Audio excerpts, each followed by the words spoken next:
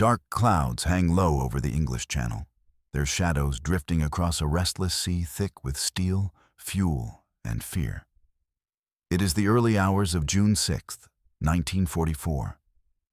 Thousands of Allied troops stand packed inside landing craft, helmets pressed low, rifles clutched tight. Engines rumble beneath their boots. The salty wind carries the distant thump of naval guns. Yet something feels different. The horizon, instead of breaking open with suppressive Allied fire, flashes with a sequence of German counterblasts far stronger than expected. Searchlights slice across the water, too accurately, too early. In the command ships behind them, officers study radar screens showing movements that shouldn't be there. German reserves converging, batteries fully manned, beaches fortified beyond intelligence estimates. The first landing craft hit the shallows, and the water around them erupts. Men stumble, fall, disappear into the waves. A brutal pattern emerges. Every approach lane feels targeted, predicted, pre-registered. Somewhere inside the chaos, a single realization spreads along the invasion corridor like a chilling current. The Germans seem ready. And if they are ready, then everything the Allies are attempting this morning is at risk of collapsing before it truly begins. The war in Europe has reached a critical breaking point by mid-1944. Nazi Germany is battered on multiple fronts, yet far from defeated. In the east, the Red Army is pushing relentlessly toward the Vistula. In Italy, Allied forces have cracked through the Gustav Line, but struggle against the mountainous terrain. The Western Allies, led by the United States and Britain, understand that without a direct assault into Nazi-occupied France, the war could drag on for years and potentially reshape the post-war world in Germany's favor. The plan for that assault is Operation Overlord, a massive amphibious invasion unprecedented in scale. Months of preparation have gone into deception efforts, logistical stockpiles, air superiority campaigns, and complex naval coordination. The goal is simple in theory, but monumental in execution. Establish a secure foothold in northern France, breach the Atlantic Wall, and begin pushing toward the German heartland from the west. Yet the success of Overlord hinges on secrecy, timing, and surprise. Allied planners rely heavily on the belief that Germany's defenses are overstretched, its leadership divided, and its reserves slow to respond. Field Marshal Erwin Rommel has warned Berlin repeatedly about the vulnerability of France's coastal line, arguing for stronger forward defenses and immediate armored counterattacks. But high command disagreements, fuel shortages, and Hitler's insistence on controlling panzer movements have created a sluggish operational system. Still, German intelligence is not blind. Their radar stations track Allied aircraft. Coastal patrols monitor the channel. Even with Allied deception efforts, hints of an invasion linger in intercepted radio traffic, port activity, and aerial reconnaissance patterns. In reality, the Germans do not know the exact day or the exact beaches, but they suspect the moment is near. It is within this fragile balance of preparation, uncertainty, and expectation that the fate of D-Day hangs. A single shift in awareness or readiness could tilt the entire operation. By early June, the channel is a tense corridor of anticipation. Thousands of landing craft, tanks, artillery, and supply ships gather under a cloak of early morning fog. Paratroopers are already in the air, dropping silently behind enemy lines to seize bridges and disrupt reinforcements. On the beaches, mines have been cleared, or so intelligence believes, and temporary causeways prepared for tanks and vehicles to advance from the surf to the dunes beyond. Behind the Allied lines, every radio operator, signal officer, and pilot understands that even the smallest delay could unravel the schedule. Overhead, fighter planes patrol, ready to intercept Luftwaffe sorties. Commanders rehearse the sequence of landings repeatedly, visualizing each wave, each sector, each hedgerow to be stormed. The expectation is precise, mechanical, almost clinical. Meanwhile, across the Channel, German forces have been repositioned in ways Allies do not fully anticipate. Batteries have been reinforced with heavy artillery, machine gun nests dug into the sands, and reserve divisions quietly moved to nearby towns. Rommel's defensive philosophy hit the attackers hard and early, using concentrated fire rather than linear positions, is quietly reshaping the beaches. The soldiers manning these positions know the stakes. Their homeland is at risk, and retreat is not an option. In these early hours, two armies prepare for collision. One relies on meticulous planning, surprise, and sheer weight of numbers. The other on discipline, entrenched fortifications, and local knowledge of every dune, road, and field. Each side operates with incomplete intelligence, each step weighted with uncertainty. In this delicate tension, history teeters. The timing of waves, the reliability of communication, the weather over the Channel, all could mean the difference between a successful foothold and catastrophic failure. The scene is set. The tide is turning, not just in the sea, but in the balance of power. One misstep, one miscalculation, and the outcome of Europe itself could shift. On the ground, soldiers feel the weight of history pressing against them. Young men barely 20, faces streaked with dirt and sweat, grip their rifles with trembling hands. Every wave brings a new wave of fear, every blast a reminder of mortality. Some look to the sky, hoping for a miracle, while others fix their eyes on the sand ahead, knowing only one thing is certain: they must move forward. Comrades fall beside them, sometimes before reaching the shore. The human cost is immediate, raw, and unrelenting. From a tactical perspective, the plan is a marvel of coordination. Naval bombardments synchronized with airborne drops, beachheads subdivided into sectors, each with specific objectives and timelines. Yet perfection on paper does not always translate to reality. Small delays ripple across units. Landing craft hit mines. Smoke screens obscure lines of sight. Machine gun fire finds its mark in unexpected ways. The initial advantage of surprise is fragile, and in some sectors, it is lost within minutes. Commanders must adapt on the fly, recalculating strategies as the battlefield reshapes itself with each explosion and retreat. Technology becomes a double-edged sword. Artillery, tanks, and amphibious vehicles are critical tools. Yet, mechanical failures and the chaos of wet sand slow progress. Radios crackle with static. Compasses spin under stress, and maps often prove inadequate against the shifting tide of war. Meanwhile, German observation posts use pre-registered artillery coordinates to devastating effect. Every technological advantage the Allies bring to the fight is contested, challenged, and in some cases turned against them. The sharp edge of engineering is matched by the sharpness of enemy preparedness. The enemy is not just a distant line of soldiers. It is an adaptive, calculating presence. German commanders anticipate every major movement, shifting reinforcements to threatened sectors with alarming speed. Panzer divisions, though fewer than Allied planners expected, are positioned to counterattack swiftly. Coastal artillery, concealed in bunkers and camouflaged behind dunes, unleashes fire with deadly precision. Each defensive measure, each tactical adjustment, narrows the margin for error for the invading forces. Leadership on both sides becomes a critical axis of fate. Allied generals, stationed aboard command ships, issue orders through layers of uncertainty, relying on reports that are often incomplete or delayed. In contrast, German officers, operating under rigid chains of command, yet informed by intimate knowledge of local terrain, can execute rapid countermeasures.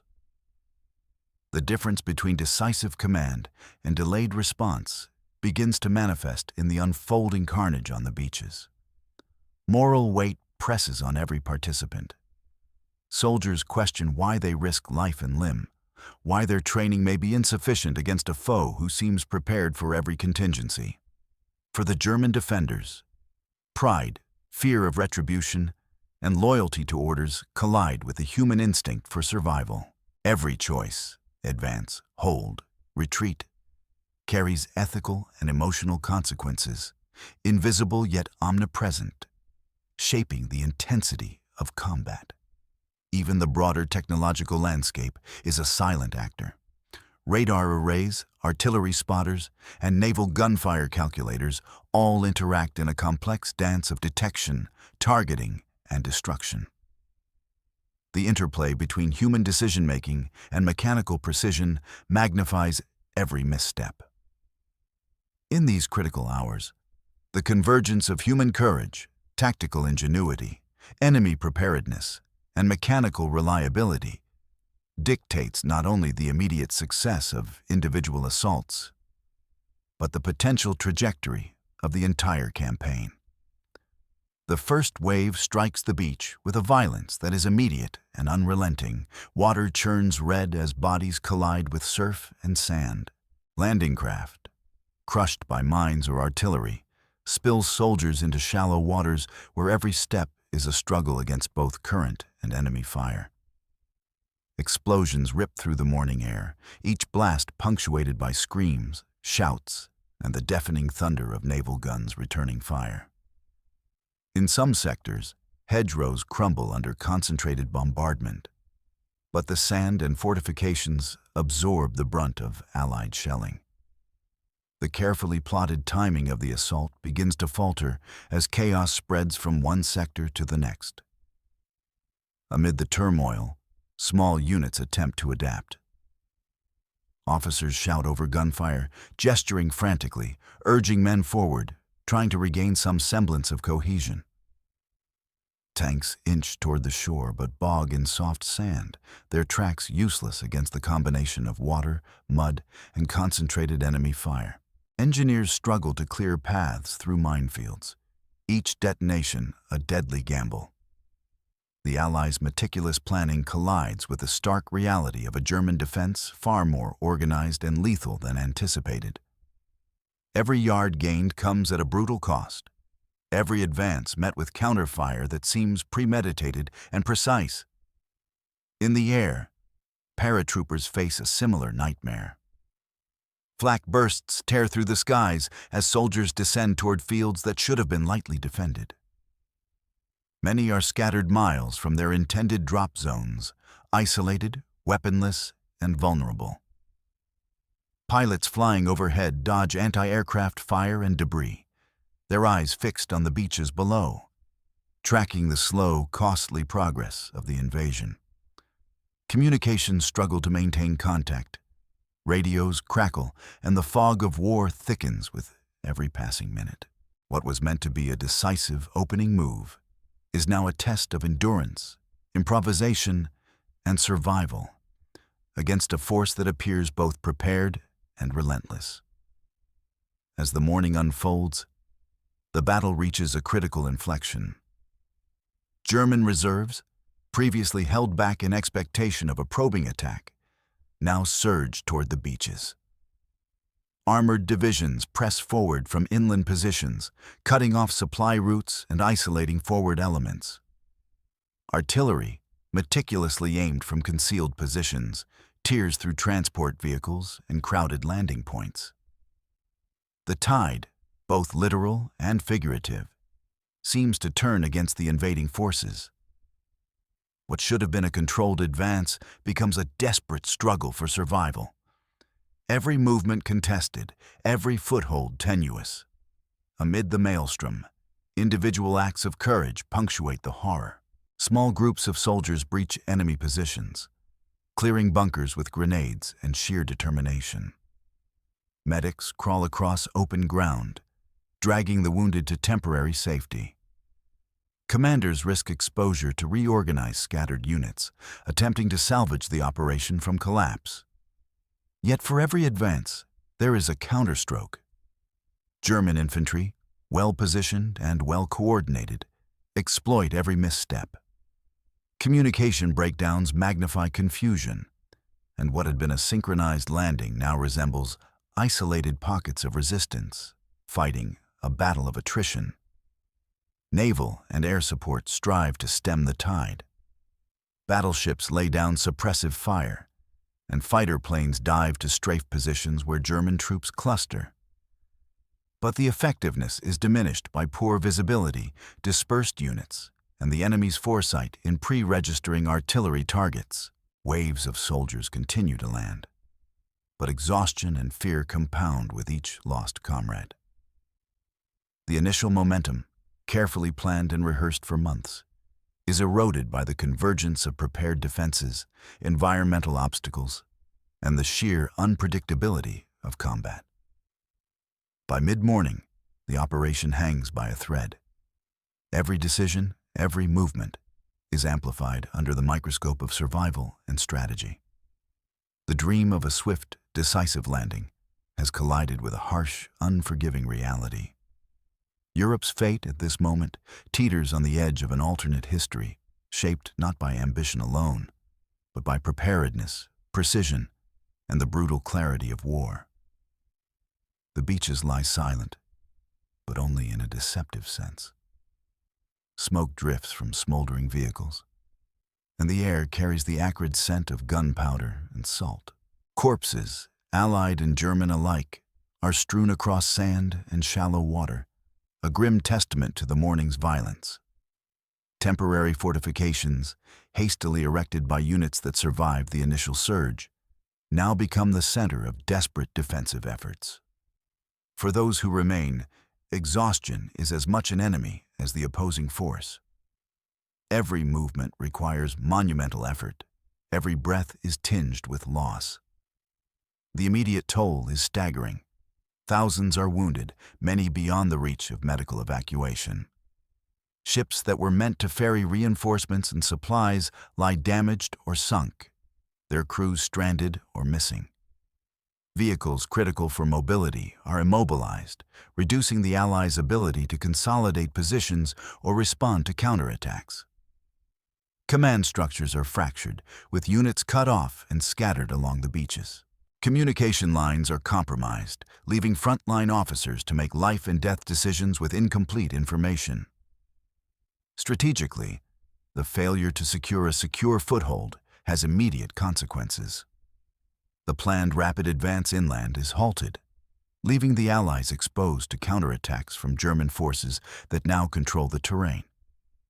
Coastal batteries, once neutralized by naval bombardment, regain operational strength, creating a deadly no-man's land along the invasion corridor.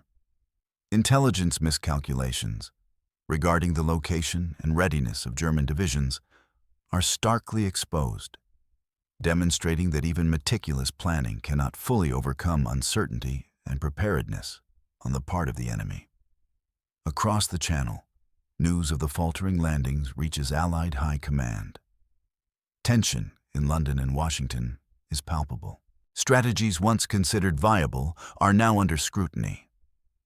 The psychological impact is immediate. Soldiers on the front must contend not only with physical danger, but the dawning awareness that a single misstep has the potential to redefine the course of the war. The fragile balance of months of preparation has shifted, leaving uncertainty and danger to dominate the morning air. By nightfall, the magnitude of the operation's collapse becomes undeniable.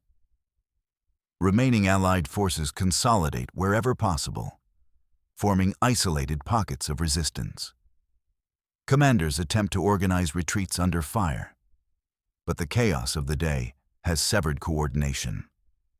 German troops, emboldened by their success, launch counterattacks, cutting off escape routes and capturing key positions along the beaches.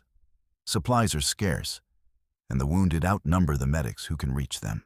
Survival itself has become the overriding mission. Across the European continent, the ramifications begin to unfold. Hitler's generals, previously constrained by resource limitations and hesitancy, now gain confidence in their ability to repel Western advances. The German command interprets the failed landings as validation of their defensive doctrine. Well-prepared positions, rapid countermaneuvers, and disciplined troops can halt even the largest invasions.